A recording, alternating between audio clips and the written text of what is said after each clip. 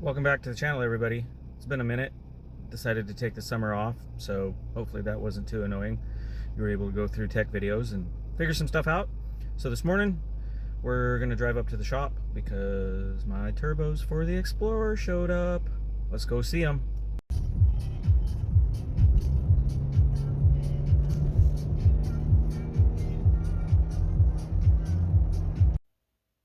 Okay, so here's the box. We're gonna do the opening. It might be a little bit shaky because I'm gonna try doing this with one hand. So you might just see me cut the box open, start pulling stuffing out, and then I'll have the turbos on the table. But some of the other stuff that's going to go onto Project UNMARKD is we're going to do custom mid pipes in 2.5 inch. And so I have boost actuated cutouts, something we've done for a long time, but this company, Stainless Brothers, came along and made some really cool ones that instead of using a wastegate like how we used to do it, they have a boost actuated flapper valve that doesn't leak. You don't have the electric motor issues like you do in the QTP and others. And you don't have bolts that you have to undo and to get the dump. It's automated. You can put it on a boost controller if you want. They also have these where they're vacuum actuated. So probably should have done that because then I could have just put it on an on-off switch, made them open and vacuum, turn it back off. They would have been open the whole time, but whatever. This is cool too. And then got a converter from Pure Drivetrain. So this is a we're hoping slightly less than 2800, but somewhere around 2800. The more astute of you might notice that there's only 4 studs on this thing because it's a 10R80 converter. I'm going to do a 10R80 swap, and I will get into the why and what the differences are later in the video. But short and sweet of it is you can build a 10R80 and make it way better than any 10R60. So easy, right? Okay, well, let's get back to opening the turbo box. Okay, I got smart and remembered we had a tripod, so no shake. I can actually do what I'm supposed to do here. These are custom turbos, prototypes if you will, but they're really, unfortunately, just kind of a one-off. One of my friends, Doug Harper, who owns Franken Turbo, does a lot of BMW, Volkswagen, Audi stuff, had a turbo that he calls the KO3 Plus for those. I have a 42 mil inducer. So he agreed to modify these to also run the billet 42 mil. And some of the interesting differences versus a standard KO3 is these have a 9-blade turbine wheel instead of 11 blade like in the BMWs. They're stocks 39 millimeter, and these are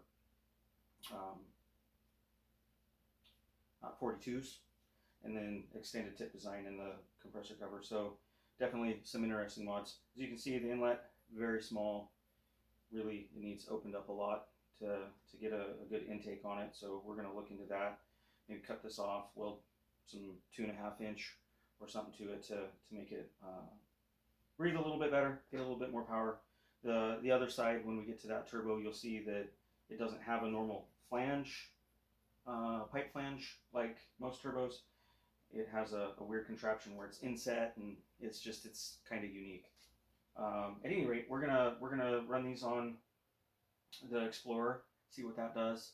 I have somebody else that is interested in building production turbos that we might try some 50 mils. He will do some compressor stuff, and we'll go from there. And then possibly some Zonas. One of my friends that works for them put me onto some turbos that might be interesting to try. We'll build a whole turbo kit around those. Here's the turbo. I'll get the other turbo out and we'll see what it looks like. Chances are it looks the same but different.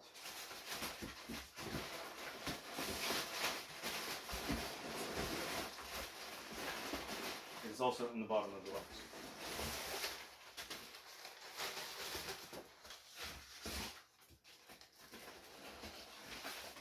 And as you can see, what I was referring to about the compressor cover. So factory, it has a piece that goes in here, lines up, and then it has two bolt holes right here. Again, same 42 mil stock appearing turbo. These were low mile takeoffs, and obviously they look like they've been cleaned up a little bit. So there's the turbos, and then we'll get to the fuel system. And of course, I forgot to mention, oh, made some noises. Fin fab downpipes, fin fab upper intercooler pipe.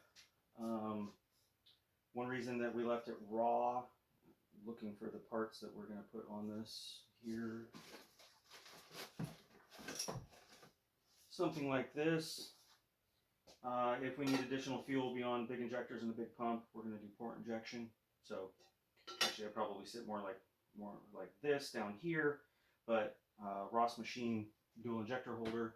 And then got some ideas on how to run that. Obviously, if you've watched anything about this project, you already know that came up with an idea for port injection, and kind of crazy way to do it, kind of more like the Chevy 4.3 liter in the mid-90s, but we have an option for 6 injectors as well. And then might use an AEM to control it, might use probably not the 708, going to use a Haltech, since we're leaning more towards Haltech these days, we're going to do that. The fuel system, we're going to run big injectors. The rest of it's pretty basic though. We're just going to run an XDI pump. I believe this one, so Extreme DI, I believe this one is the Evo is what we got. I don't think I got the 60. Pretty sure this is the Evo. It is 35% more flow. I got it from BR Tuning in Canada. Thank you, Brett. Actually, we got two Bretts, because FanFab's Brett as well. Thank you, Brett. Bretts. So anyway, got some high pressure pump. We're gonna do some injector stuff. A little bit non-typical from what most people would do, but I think it'll end up working out best in the end. And if it works, a little cheaper option for everybody. Be a little bit easier to use. So we'll see how that all works out. But basically the goal is make what we can make on E50, E40. I don't really think I need to go higher than that.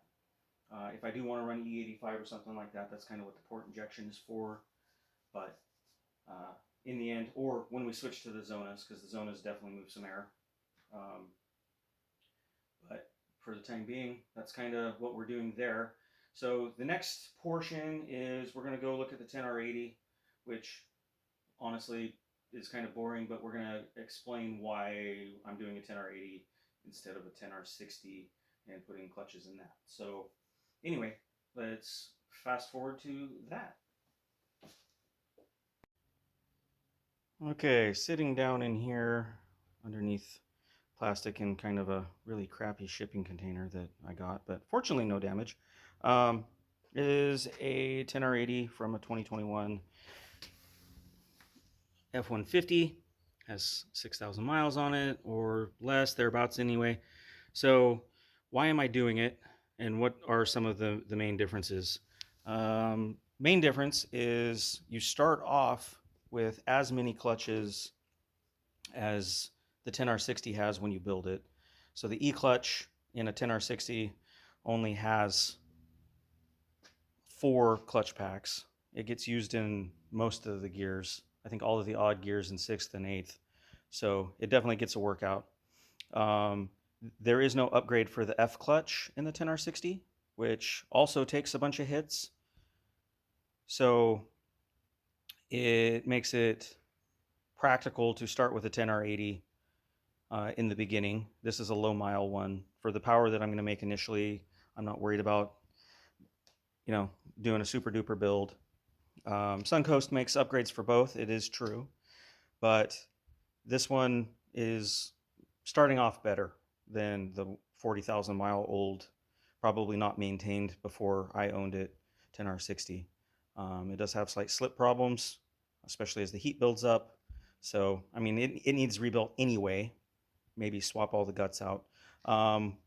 Some things that are different is the plug for filling and checking is on the passenger side instead of the driver's side. The oil coolers are slightly different. Obviously, this one would have been a lever style shift, so I have to put the electric stuff on it, but not to worry because that's what the Aviators have. So the Aviator Hybrid actually has a 10 or 80, so I know that it goes in. I've done all the part number research. Other than the flex plate and the torque converter, really there aren't too many other differences. It'll all fit. I have the programming for both, so the TCM side of it will be fine. And then when I do build it, I'll do the Suncoast Stage 3, so I'll get the big valve body with all their mods. I'll get an extra clutch over what a built 10R60 would be.